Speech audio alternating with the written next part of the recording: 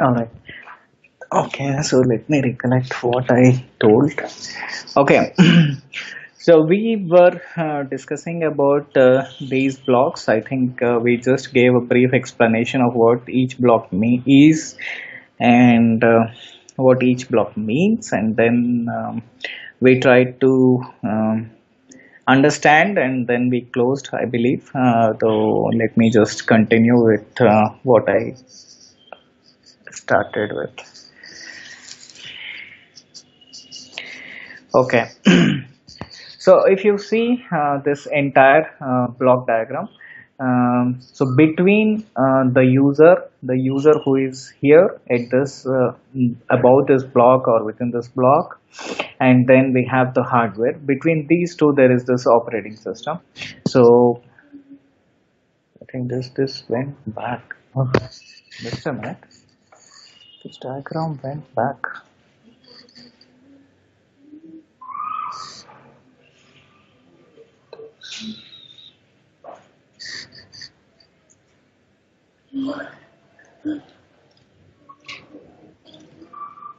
Yes. So there are few points which we have to note or we have to understand here, and this complete block, which is called as operating system, it has two entries. Entries means how does this operating system get executed? What executes in that particular operating system? One entry is here, the application talking to the operating system or application requesting resources from operating system. The other one is from the hardware itself. So these are the two points from where the operating system gets triggered, or the software which is executed inside this big block will get executed.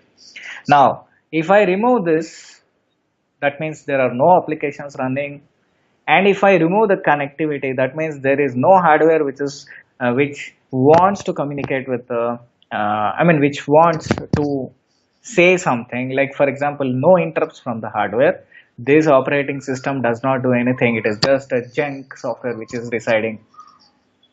Okay, is it clear?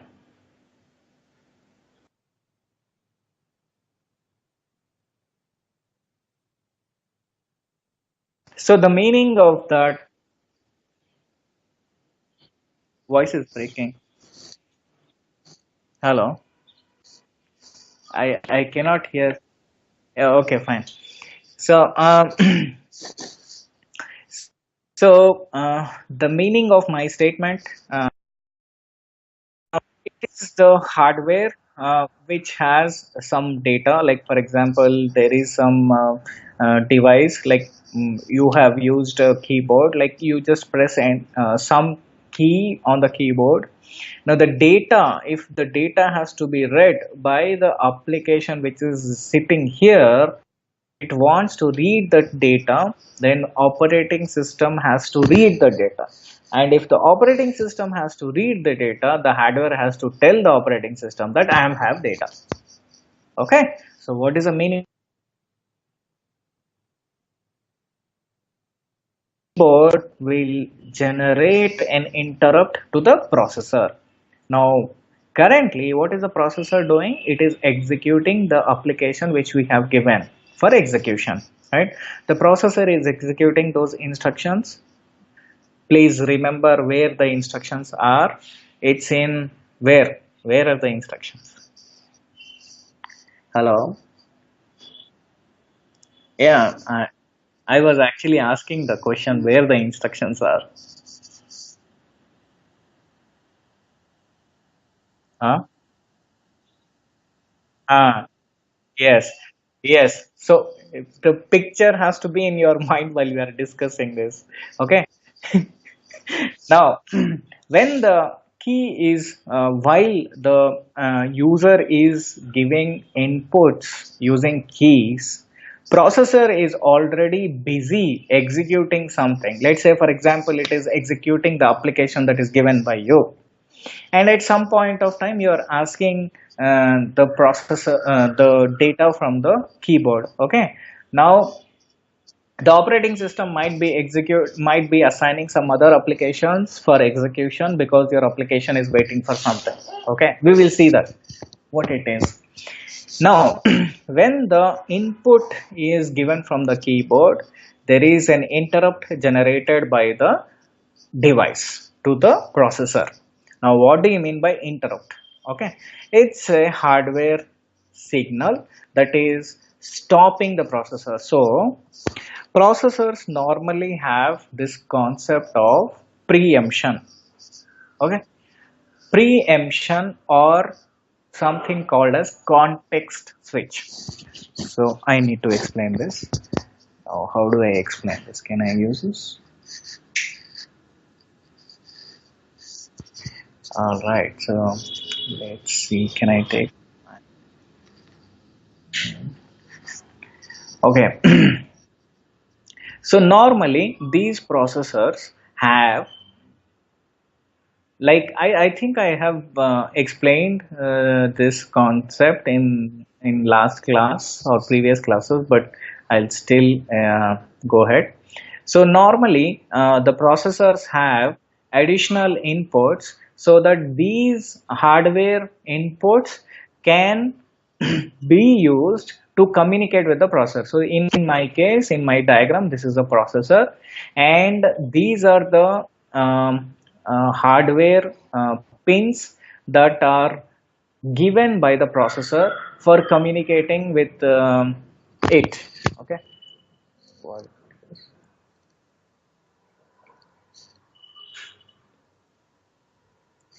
Okay, for communicating with the processor. That means the apart from apart from the instructions that are executed, I mean to for the processor to do some job, one way is you store the instructions in the memory, and give this, you program the address of your instructions to the processor, and the processor will start executing the task that is given in terms of instructions. Another way of communicating or telling the processor to do a job is using this hardware lines. These hardware lines are called as interrupt lines. Is it clear? Okay, so the job of this processor, it can execute these instructions and it can also listen on this particular hardware lines. So now what will happen is these hardware lines are limited. Limited means when the processor is designed, the processor will say, my processor, I mean, I can talk to, for example, some 10 devices. That means that these hardware lines are 10 in an example that we are taking. Okay, and the desktop that you have designed has more than 10 devices. Okay, so what you do, you need to use these 10 lines appropriately. Let's say you have 20 devices in the computer. So for that purpose, you use a multiplexer and demultiplexer kind of functionality where these 10 lines are mapped to 20 lines, 20 devices. So that means at least two devices are using one interrupt line. That's what it means to say. So this is normally called as interrupt controller. Okay, interrupt controller means one end will have n number of lines. Okay, so in this case, let's say it is 20 inputs. This is the input side, and it has 10 outputs. Yes, 10 outputs. Okay, so this is a simple multiplexer where 20 lines are multiplexed to 10 lines. Is it clear? That means you can program, like say, for example, you connect a device here, you connect a device here, you connect a device here, you connect a device here, and then you program saying whenever this interrupt line is active, you activate this particular interrupt line. That's what it means to say, as simple as that. Any questions? This is very important. Yeah, what is the question? uh, uh,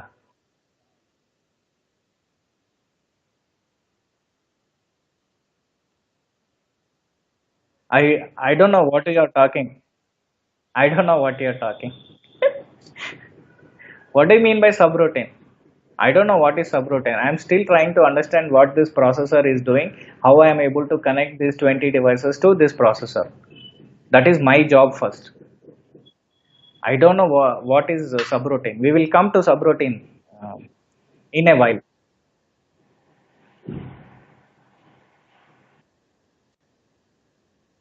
Yes, yes. I'm saying I did not write the software yet. I'm still in the architecture of design connecting these 20 devices to the processor. Now, what will the processor do? How will it do? That I have not told. That's what I'm telling. Okay. Okay. So, any questions?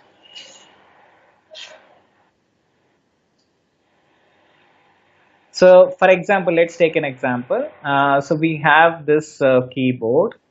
Okay, this keyboard interrupt line is connected to this, and the address bus and data bus, it is anyhow connected to the processor directly. There is no interrupt controller needed because it is a bus which is being shared. Now, if you press an input, yeah, the input will generate an interrupt. Whatever data that is equivalent to that particular input will actually go on the data bus. Okay, will actually be there on the database. Now when an interrupt comes, okay, this interrupt comes or this line is active, the mapping between this line and the input line and output line, the mapping that you do, that mapping will activate this line of the processor. Now what will the processor do? Okay, now the processor is waiting for it is doing the job of executing the instructions, and it is also doing the job of handling these lines. Okay, so what processor normally does is it defines one priority.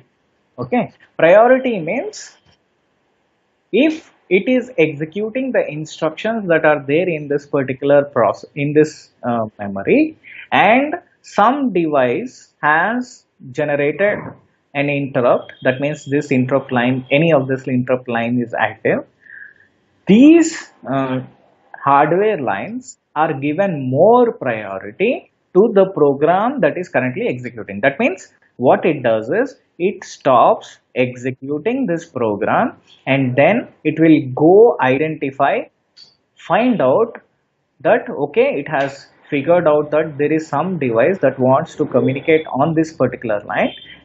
So what it does is it will try to execute the software. Currently somebody said about subroutine, it will try to execute that particular software which is connected to this particular line. Now what do we mean by all this? Let me explain.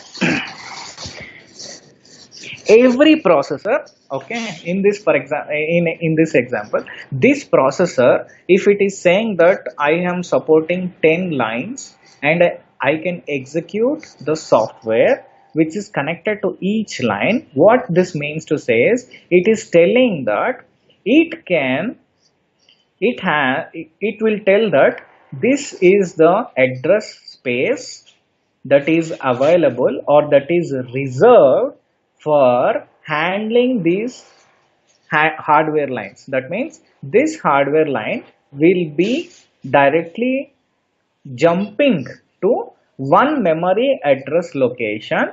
Let's say this is the memory address. We will try to understand where this memory is, but for the purpose of completing the understanding, let's say this is the memory where the processor will jump. If this line is active, it will jump to this address. So let's say this is 1, okay, 2, 3, 4, 5. Okay, so like this it has it goes further and up to 10, because in our example it is number of interrupt lines is 10, so it will, this is 10.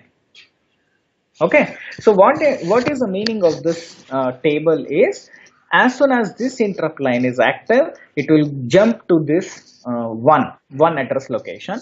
If this is active, it will jump to 2, like this it will do. Now, in our case, interrupt number line 1 is activated. Okay, this because of this device. Now the processor will see that this is active. It will jump into this location and it will blindly execute the instructions that are available in this particular location. Remember, when I say instructions, whatever instructions that you are writing here has to be understandable to the processor. Okay, so whatever instructions that you have already written here, those instructions are ISA part. Similarly, here also it has to be ISA understandable instructions. That means the code which you write here is no different from the way you write the code here. Okay, except that this code, the code which is there here in this table, is executed based on need basis, based on the activity of the line. Now how does this processor do this? Okay, now this processors normally have a special purpose registers, that is configuration registers. Okay, so the software which is executing on the processor is responsible to configure this table. Okay, so the processors normally have the in registers, configuration registers, like for example interrupt base register or interrupt base address register. Okay, simple word in our processor. Since we are designing the processor, I have given the name called interrupt base address register. The meaning of this base address register is you need to program, that means software need to program this register and it has to define the base address of this table. Now base address of this table normally resides in the memory itself. Is it clear? Okay, so this base table is here. For example, it is here. So I have given the base table. Here I have some, but let me tell you that this table is fixed size table. Okay, it is not a variable size table. No, I mean, so the newest processors are also giving some variable size table, but normally this is fixed size table. So that means it defines what is the size of this index. So let's say for example you cannot write more than 100 instructions. Okay, so that means 100 into 10, 1000 locations, that's it. Is it clear? So you can't write more than 100 instructions for this particular, for handling this interrupt. That is the meaning of fixed size table. Okay, so this fixed size table has to be programmed in the processor, and this particular table is residing in the memory. Now, okay, question: what will you store in these instructions? When will you store the instructions, and what instructions are going to store? These are the three questions that will come into picture. Okay, now this device management or the device driver block, as I said, every device which is connected to the processor, every device which is connected to the processor can communicate with the processor using this hardware line, and the device driver has to be written for that particular device so that the operating system can communicate with that particular device. So in our case, it is keyboard. So there is a keyboard device driver in this block. Whatever I am highlighting in that block, there is a keyboard device driver. Now, what is the responsibility of keyboard device driver? It needs to register these instructions. So the operating system is responsible for maintaining this table, and who is going to do that management is this processor management. This processor management block is going to configure the processor, and it is going to define this table. Okay, now the keyboard driver will say this is the interrupt line. Okay, the question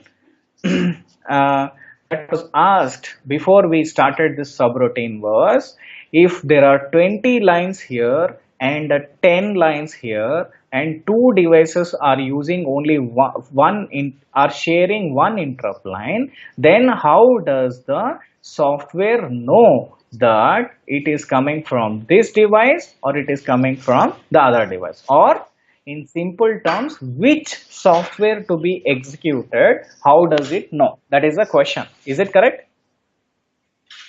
Yes. So, okay.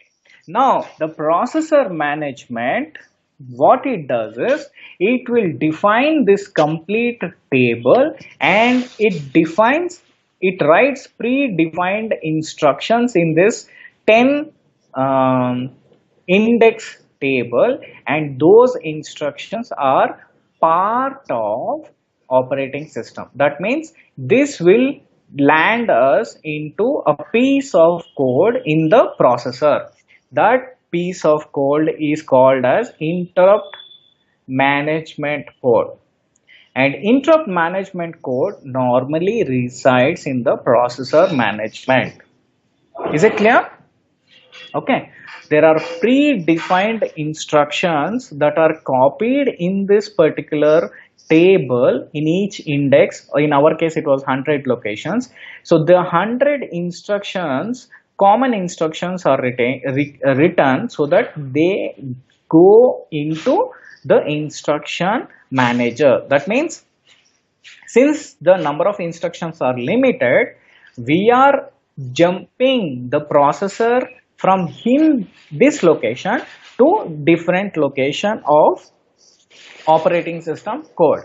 Okay, now keyboard driver that we have taken as example, keyboard driver will say that I want to register my device is mapped to this interrupt, so it will say line number 1.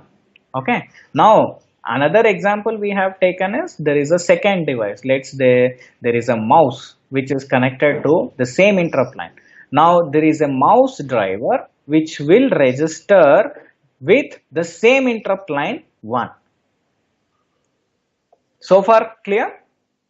Now the registration means it will tell the interrupt line, it will tell the interrupt service routine. Okay, this particular interrupt service routine is this particular device. So for keyboard, this is for handling keyboard data.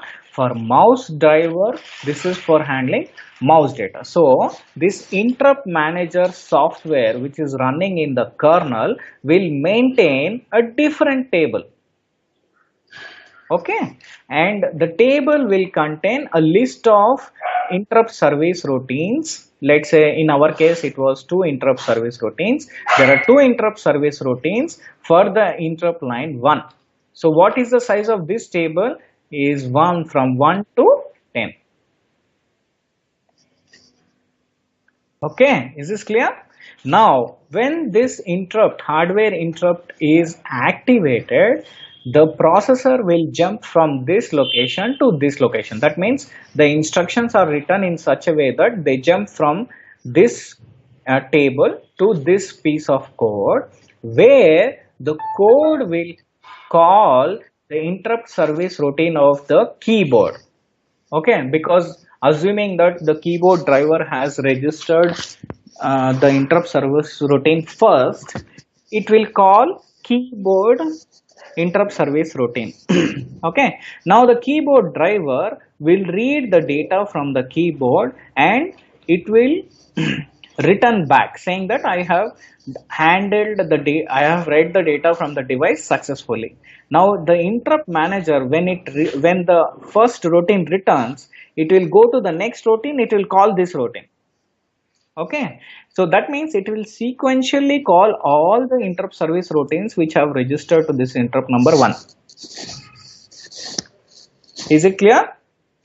Whether the mouse has come generated interrupt to the processor or keyboard has generated into the to the processor doesn't know. What it does is it sequentially searches all the devices and it will call all the devices every time this interrupt is received. Okay, now what is the responsibility of mouse driver? The mouse driver will, and that is interrupt service routine of mouse, will go figure out if mouse has generated any interrupt. That means it has any data or not. If it doesn't have data, it will blindly return back. Now, what will happen? The service routine will return back. The manager will identify that it has called all the interrupt service routines. It will return back, and here also, since this functionality is over, this will return back. Now the processor has completed the functionality of handling the data from the device, so it will come back to this program which it was executing, and it will continue to execute from where it has switched or stopped executing. Now, this is very big explanation. You have many questions. Ask.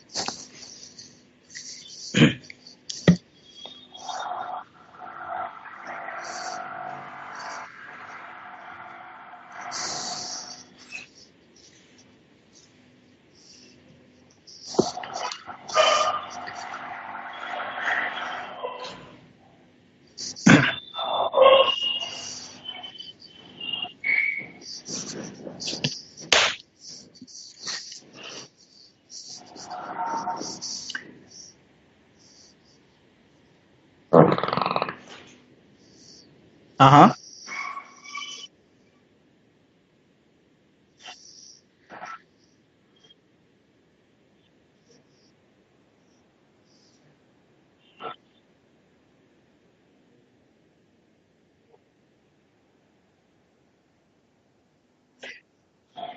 So it is only the base address.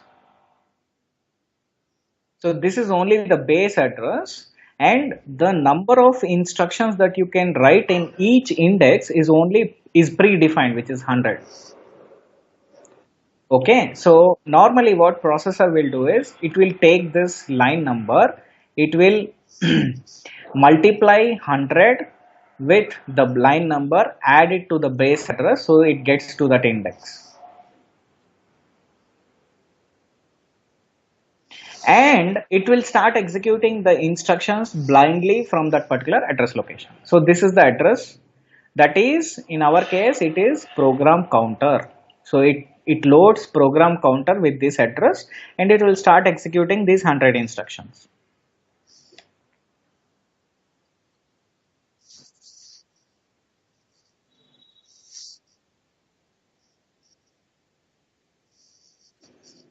It will land into processor management. So how does it land? It will come here. From here, it will jump to this. Yes,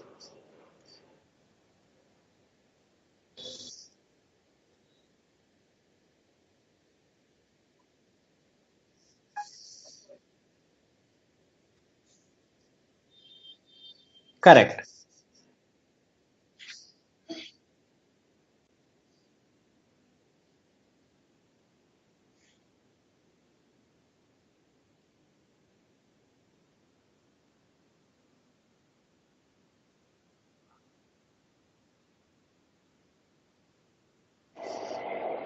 I did not get your question.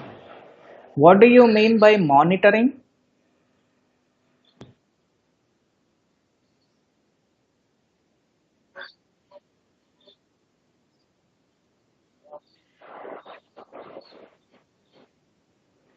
Exactly. So what?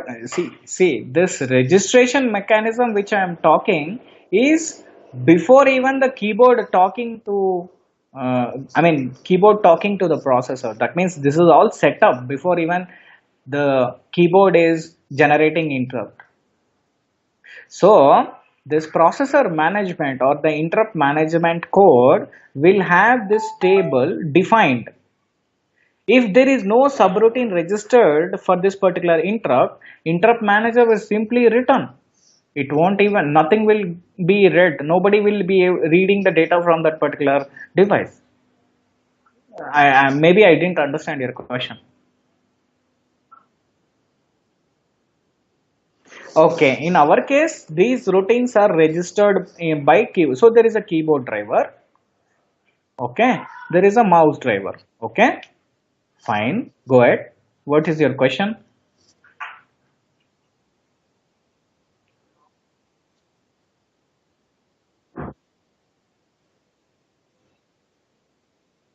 That's what. No, no, no, it doesn't know. This interrupt manager is a simple bullshit dumb guy. Okay. It is not intelligent enough. What it does is it will go through the list of subroutines that are registered with this interrupt. It doesn't know which device it is. Okay. Now the subroutine is implemented. Where is this subroutine implemented? It is implemented in keyboard driver. The keyboard driver will know whether the keyboard has the data or not. Here, this is the intelligent guy. This is Modi.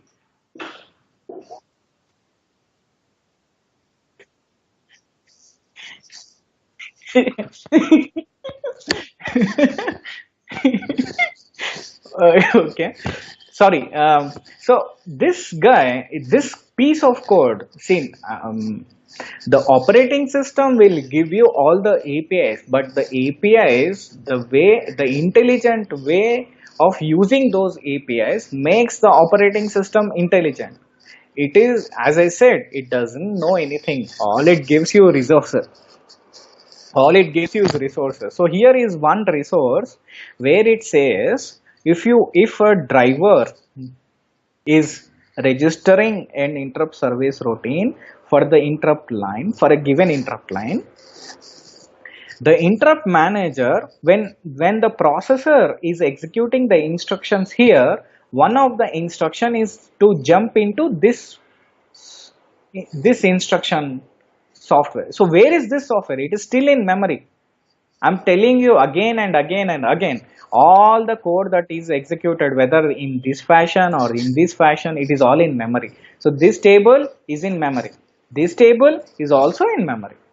Okay, is somewhere here the operating system might be executing. You need to copy the operating system to execute right in memory. That's what we are saying. So this piece of software, what it is doing is it is writing, it is managing this particular data structure. The size of this data structure is equal to the number of interrupt locations.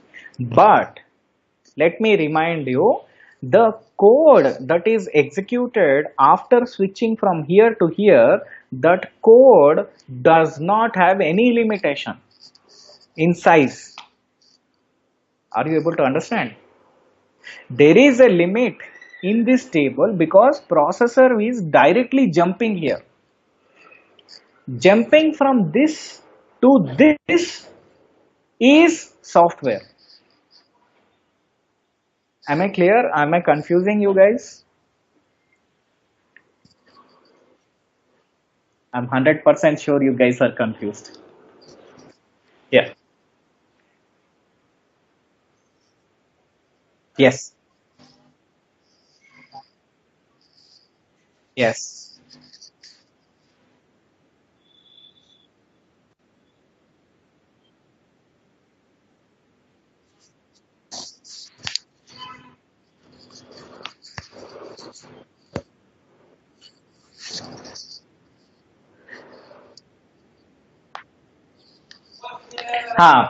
So processor, when the one of these hardware lines, when it is active, so what it does is base address plus interrupt line number into 100. Yes, this is where program counter will jump, and it will start executing blindly, assuming that there is code, there are instructions to be executed, it will start. If there are no instructions, if the content is junk, processor will simply go blank. It will just hang. You can't do anything with that.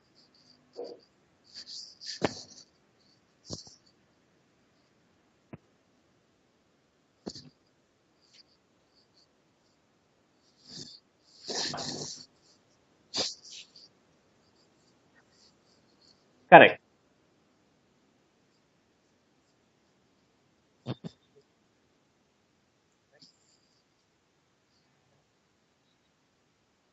Ah, yes, it's a good question. Now here, how many devices are we connecting? 20 devices. What is the size of this table? 10. And now you can get interrupt from two devices at max, correct? Yeah, we are mapping two devices. In our example, we mapped this interrupt line, and this line, which is the interrupt controller input, we are mapping it to this interrupt line. So that means this line can be active either by this device or by this device or both,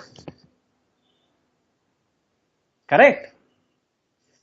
Now, if we have 10 devices connected to 10 lines of the processor, then we don't need this complete shit, right? We can directly whatever keyboard driver that is implemented, that interrupt service routine can be directly stored here, provided the interrupt service routine, I mean the data read from this keyboard, can be implemented in 100 instructions.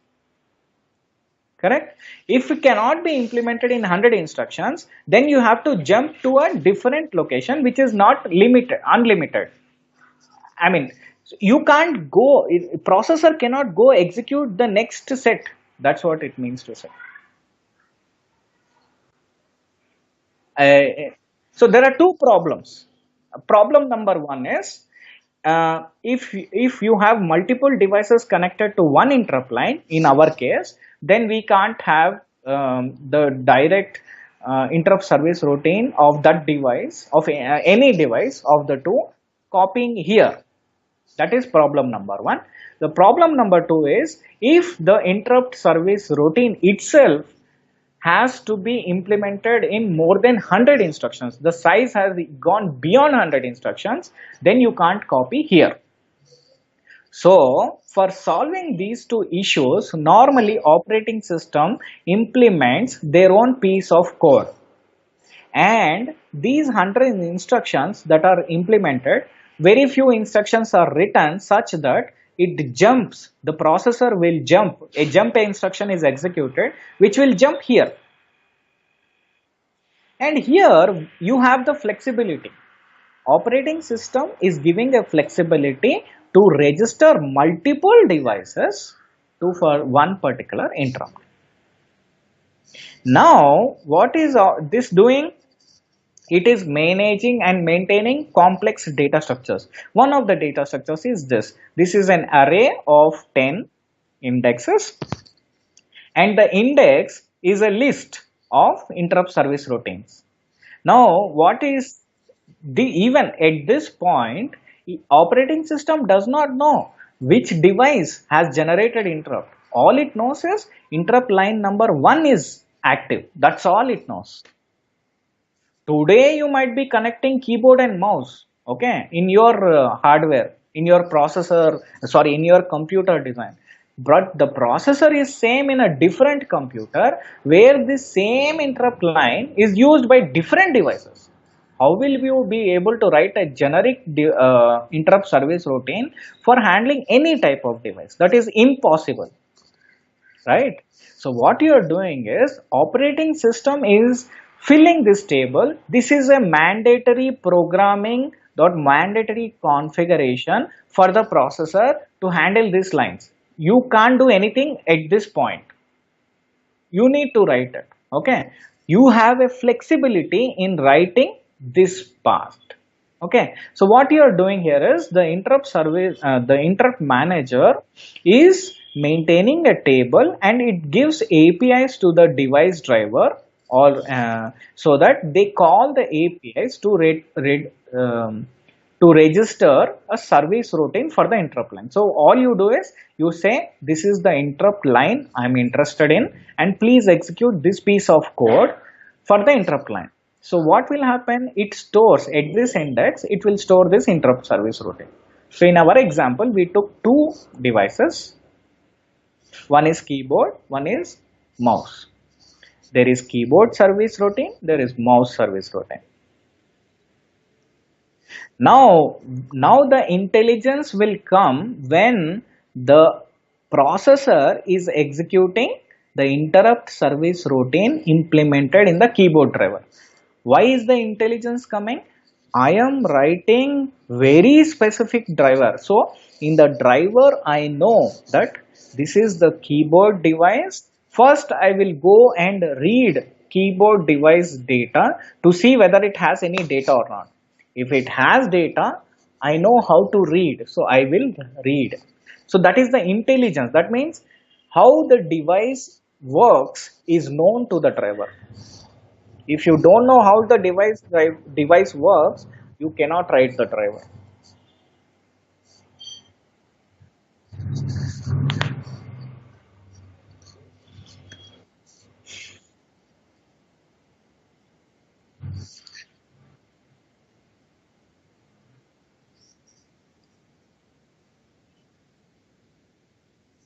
No, no, nobody is polling. Why is anybody polling?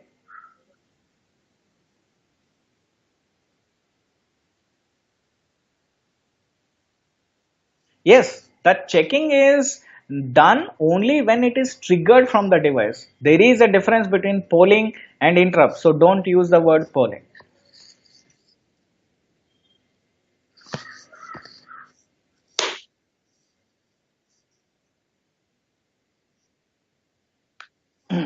What do you mean by dedicated registers?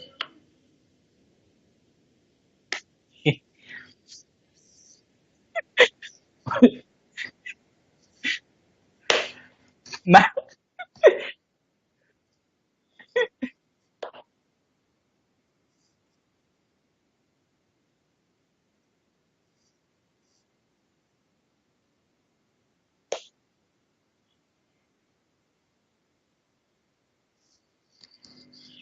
what is the intelligence? Huh? Huh?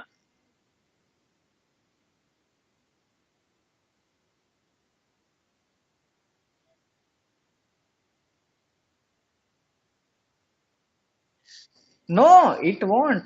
That's what I'm telling you. In our example, we have given input from keyboard. We did not give input from mouse. Okay. But still, the mouse interrupt service routine, which is registered, is called. That's what I'm telling you, guys.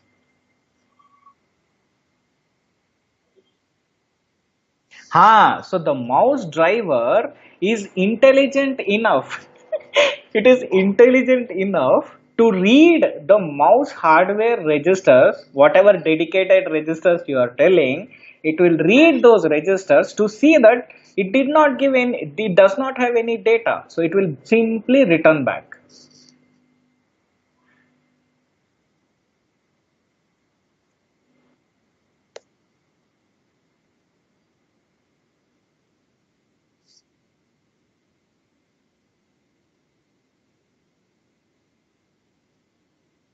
Dedicated registers of each device you are saying, right? Okay.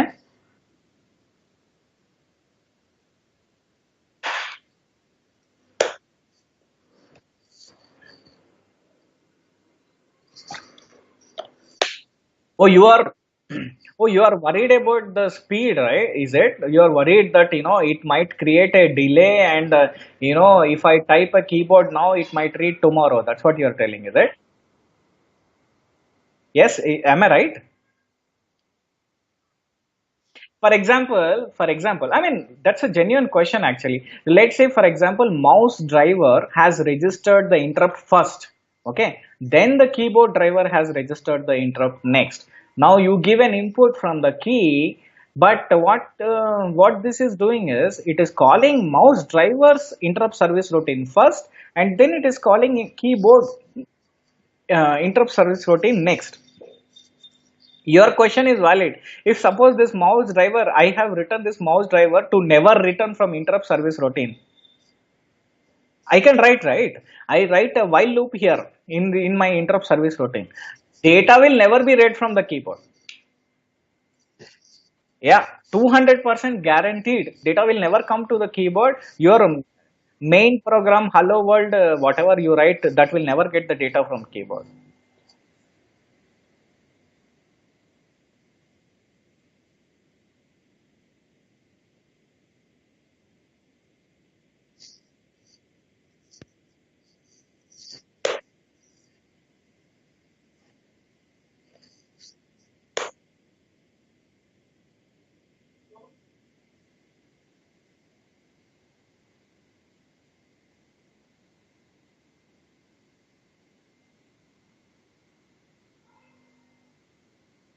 Okay.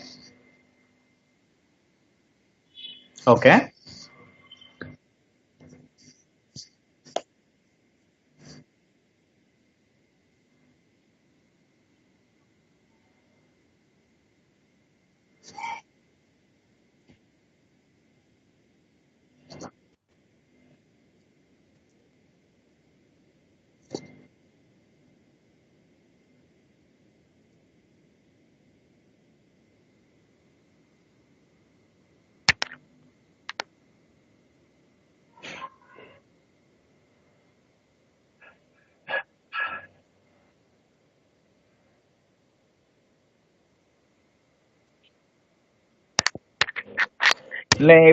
He's talking about sensors. So what his concern is, वो दो sensor से signal आया, ये जो भी पहला sensor का service routine है वो एग्जीक्यूट होगा, दूसरा सेंसर का टाइम लगेगा, तो प्रॉब्लम है ना, बोल रहा है वही ना.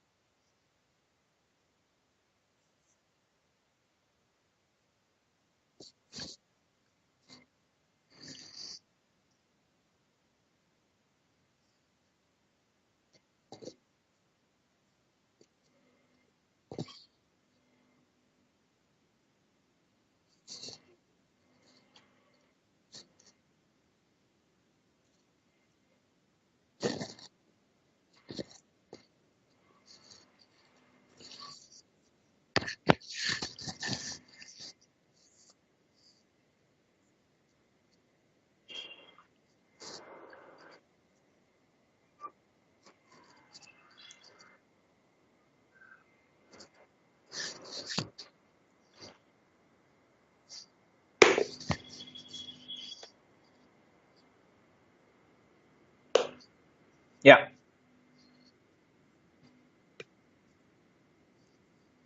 दो इंटरप्ट मतलब, मुझे तो एक ही इंटरप्ट आया, मैं प्रोसेसर हूँ, मुझे तो एक ही इंटरप्ट आया.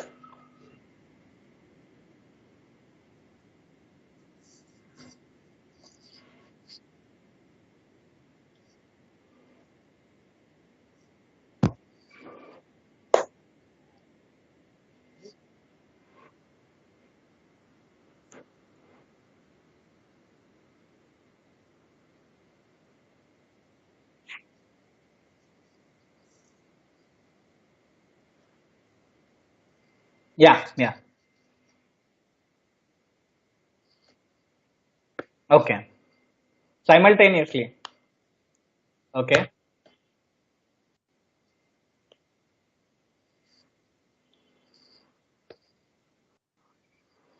Okay.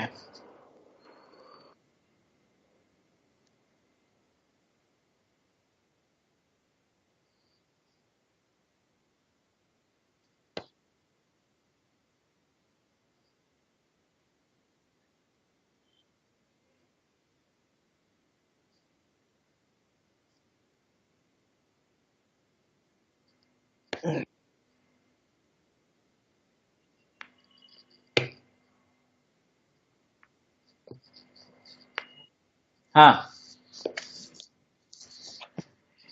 Okay. So there is a race condition. Answer is sorry. So uh,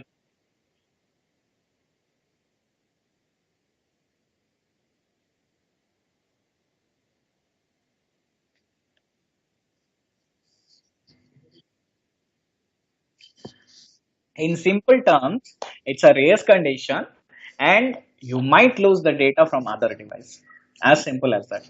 But as a processor, I will challenge you to send me the data at the same time, and I miss. That's a challenge from the processor.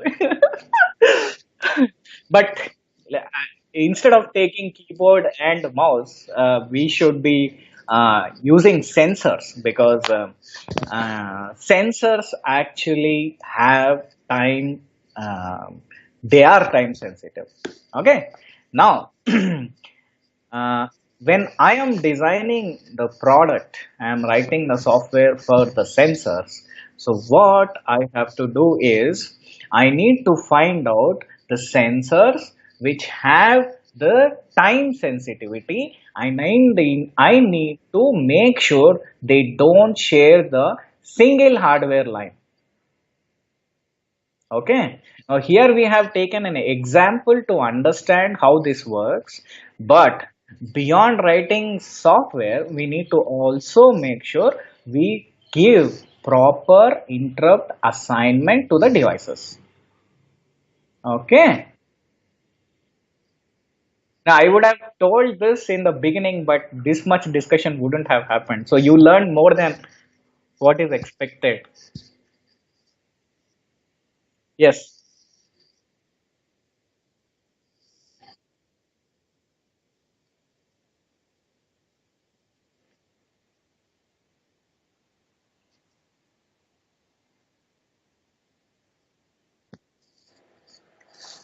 Yes, that is correct. But his question is different.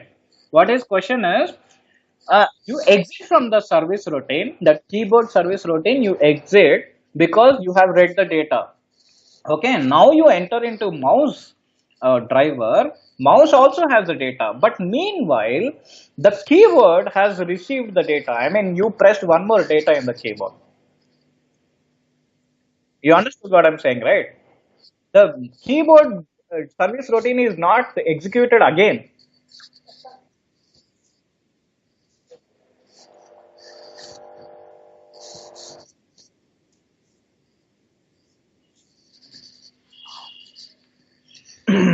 Okay. Okay. So apart from this kind of programming, nowadays these interrupt controllers are coming in with the concept of programming. Okay. So this is now normally called as programmable interrupt controller. In simple terms, people call it as PIC. Okay. So where you can program, this is hardwiring that we are talking. Um, just a minute, I'm getting a call. So I need to close the class by 5. Is it fine? Uh, okay, because I need to go out. I need to collect my car. I've given it for service. They said they'll close by 6 o'clock. So it will take me about 40.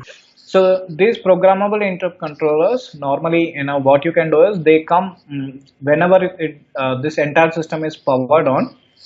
This mapping is not defined. So the processor, this interrupt manager, will define the mapping by programming the registers in this particular programmable interrupt controller. So the mapping is nothing but the interrupt line, what input line map to output line, as simple as that.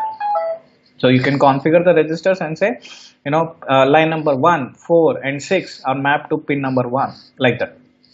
A number of input lines mapped to output. So since the operating system, when it is implemented, it does not know how to map. It is up to, when we port or write this Linux kernel, when we are porting to our hardware, we need to define this mapping. Again, it is based on your requirement. Like for example, you talked about sensors. So what you do, you take 2 or 3, whatever number of sensors which are very sensitive to time requirement. So you make sure you map it to different lines. Is it clear? So the Linux kernel, you can define the mapping table of PIC, and you can say this is the hardware line going to processor, and this is the hardware line coming from the device. Okay.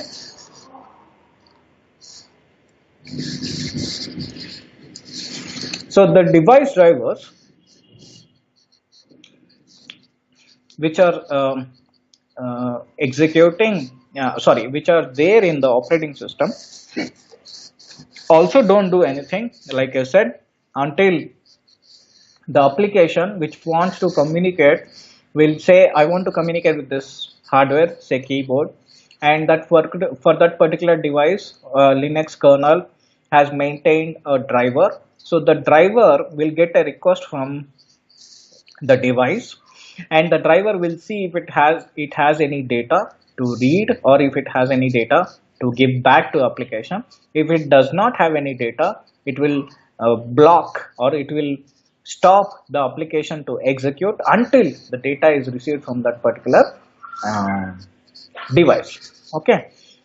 Another way of executing the device driver code is from the device interrupt. This is the mechanism. This is a whole network where it will come and land into the device driver, and the device driver will read the data. And if the any application is ready to read the data, it will give it to that application. Otherwise, it will store temporarily, and if an application wants it, it will give it back.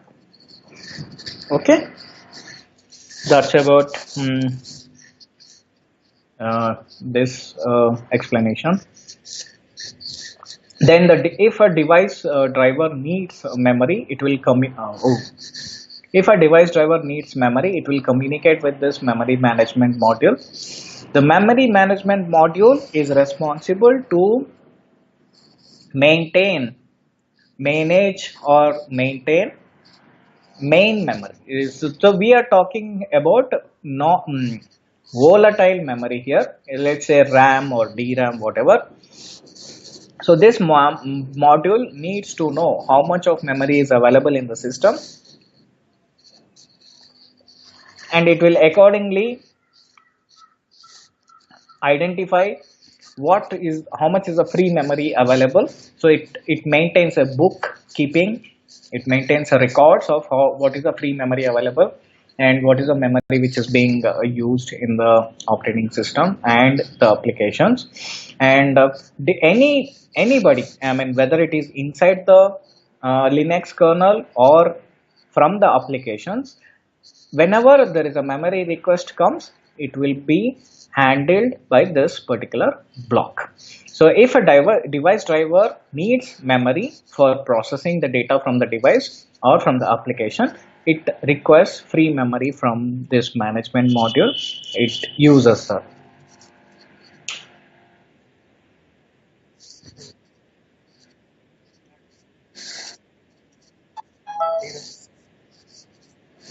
No. It doesn't know. It doesn't know all that.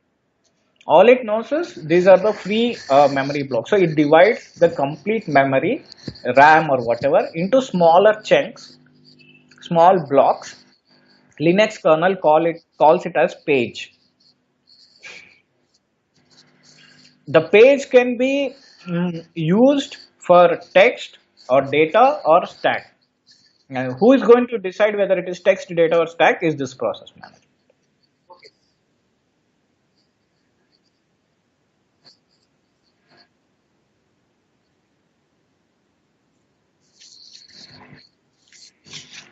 That is done by the BIOS. normally. The memory management module assumes that memory is completely available and how much of memory that is programmed is all available for use. If there is any issue in reading and writing memory, this memory management module will not bother. Your system, your Linux kernel will go bad. It won't execute properly. In case where memory is not consistent.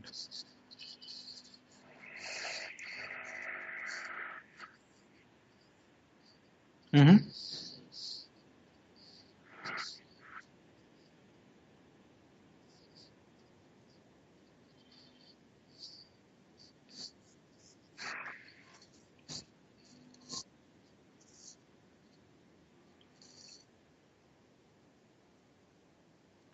No, no, no. This memory manager is operating system block. This complete thing is operating system. Uh-huh. Correct.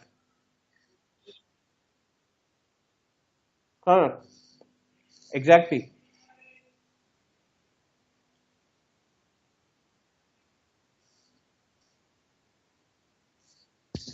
No, no, no. He's not going. That's what I'm saying. He's not bothered. He's not bothered about how the memory is used or whether you're copying the your program or application in that memory. What he's bothered is I have free memory available. So if in your case, the example that you said is you have an binary, you want to execute that application.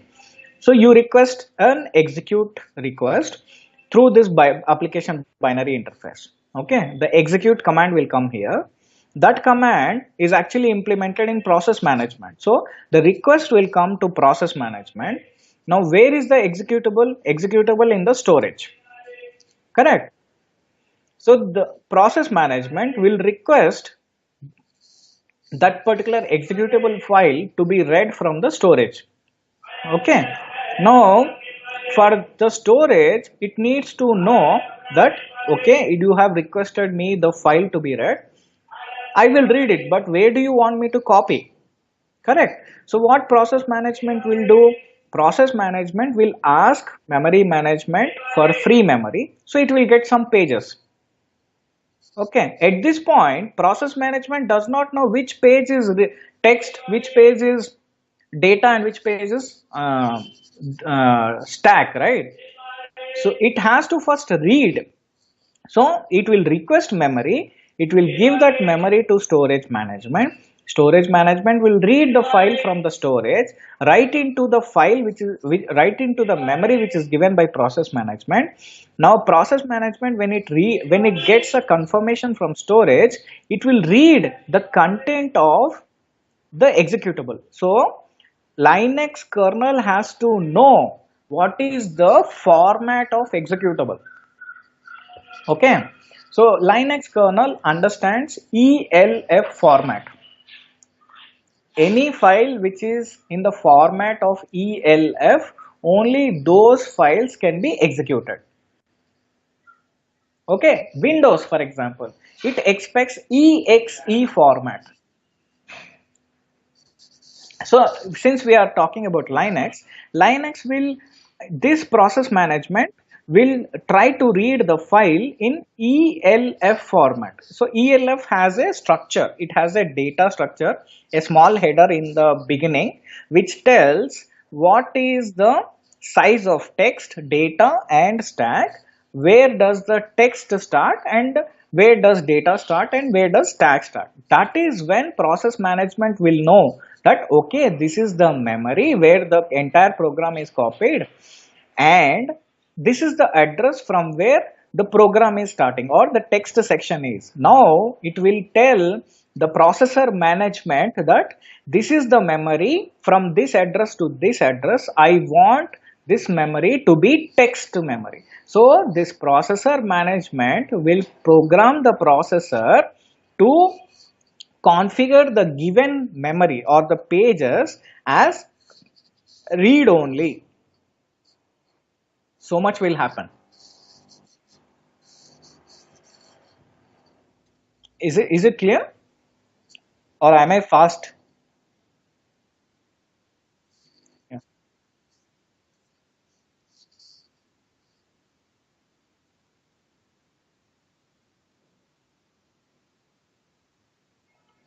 Flow chart.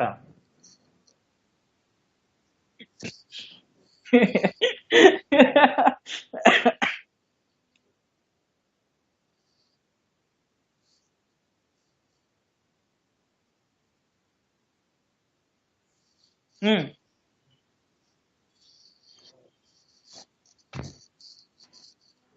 Hmm.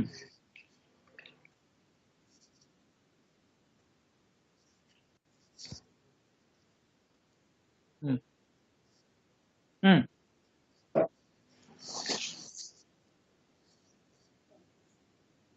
Normally, golden words are not repeated. You're asking me to write golden words. Okay, okay. But on a serious note, I will prepare one slide which will explain this.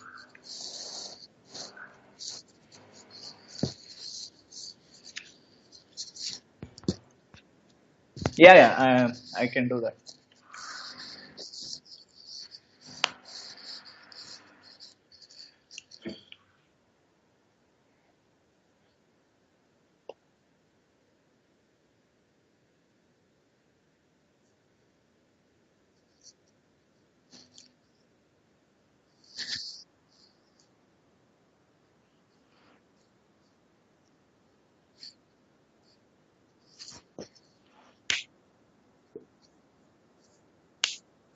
Hmm.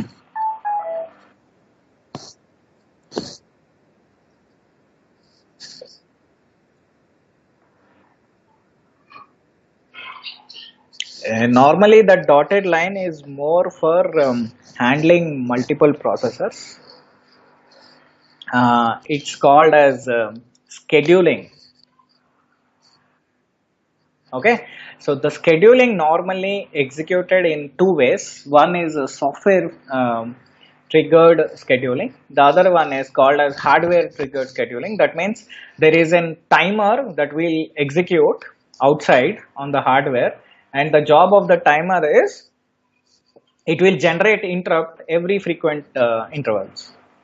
For Linux, normally it is programmable. For Linux, it is normally 10 milliseconds. Every 10 milliseconds, you get an interrupt. But that is not mandatory. That's why it is called, it is in dotted lines.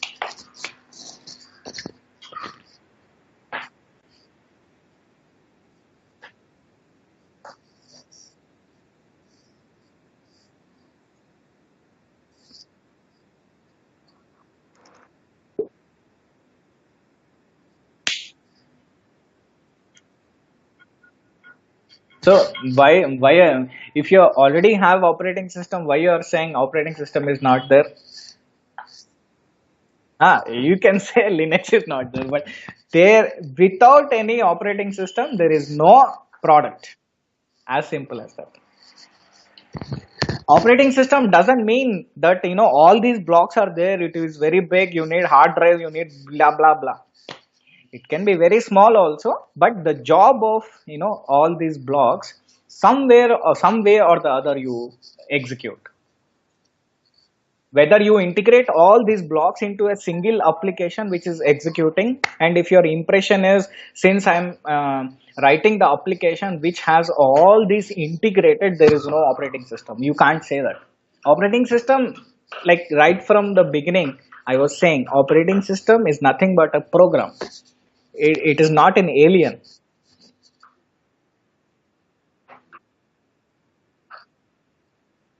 Huh.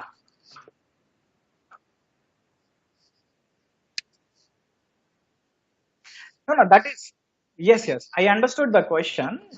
There is no such history, but normally this um, desktops for desktops, 10 milliseconds was sufficient. Okay, 10 milliseconds was more than enough for doing this scheduling. If nothing is executing in the system, like I said, there is no application executing, there is no hardware interrupt coming, operating system, as I said, it doesn't do anything, right? But if it wants to do some management, like some bookkeeping for all these modules, every 10 milliseconds the interrupt will come and some piece of Linux kernel will get executed. Okay, but as such, there is no hard and fast rule that you have to use 10 milliseconds for every um, problem that you are solving with Linux kernel. So there are um, um, requirements where Linux kernel had to have 1 millisecond uh, uh, this schedule functionality. So it is configurable, and you can program and you can say that okay, I want the timer to execute in 1 millisecond precision. If you want more precision, you can go with, you can reduce. If you don't want more precision, you can increase. So by default it comes with 10 milliseconds. You can increase or decrease.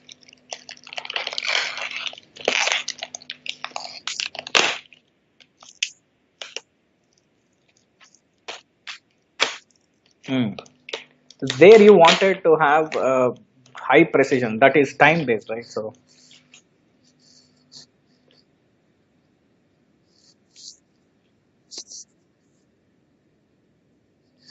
storage is hard drive. Memory management is more of RAM. It's only RAM.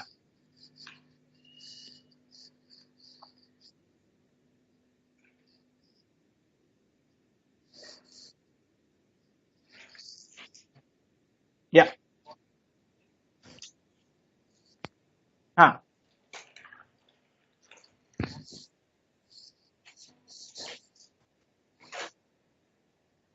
Yeah, this is also inside the kernel. The difference between processor management and process management is nothing but the applications which are executed or created in the user space will go through this process management. This is responsible to handle execute processes in the Linux kernel. Processor management is to configure the processor. You program the processor, I said, right? Real mode to protected mode, configuring the given memory to read only or read write, or configuring this interrupt vector table or interrupt management table. All this is done implemented in this block. So this is a logical division.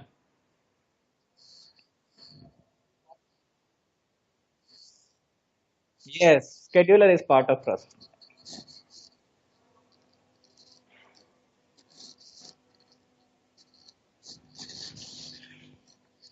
All right. So actually, I need to leave. If you have any questions, you can ask. We can take up more questions in the next class, and we can continue. Yeah, tomorrow we can continue.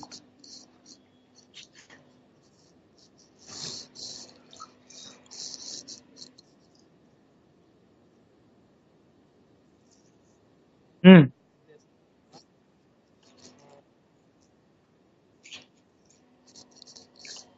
Um, yeah, these slides are available with Vignesh. I will also I'll send. Otherwise, Vignesh has the class all.